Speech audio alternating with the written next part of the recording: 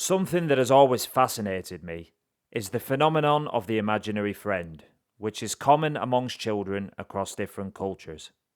Imaginary friends are most commonly associated with children between the ages of 3 to 7, and it's estimated that over 60% of kids have claimed to have had one at some point.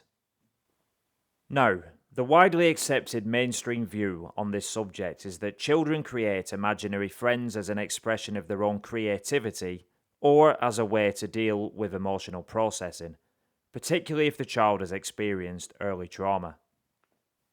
While I personally accept this explanation in the majority of cases, there are some reported anomalies where this line of thinking doesn't fully hold up.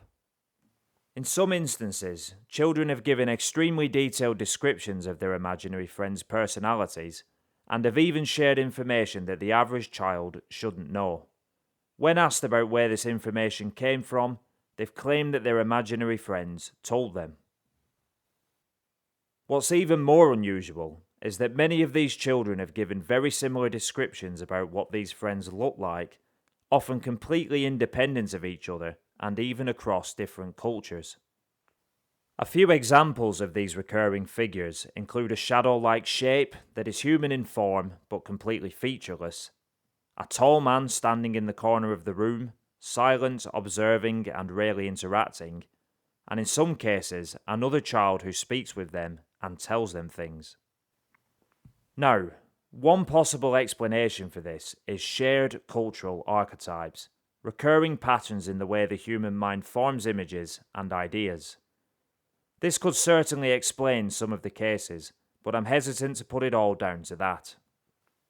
This phenomenon isn't something that has only appeared in modern times. Many ancient cultures have made reference to children being able to interact with entities that adults cannot see. For example, in Irish folklore, it's said that children could see and interact with an unseen race known as the Good People.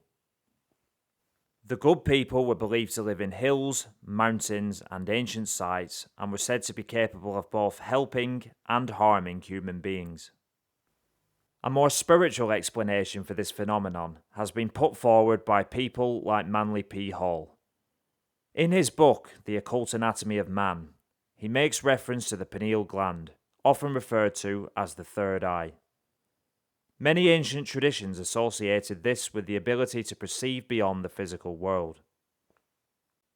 Hall claimed that children in particular are more sensitive in this regard and may be capable of perceiving things that adults no longer can, up until around the age of 7, when the sensitivity begins to fade.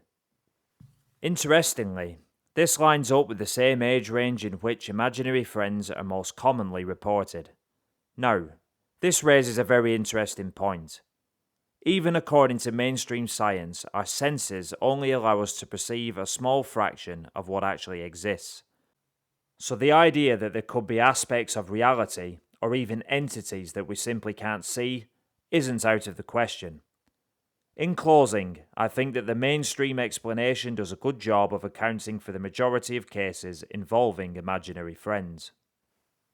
However, the consistency in some of these reports and the patterns that appear across different cultures suggest that in some cases there may be more to it than just that.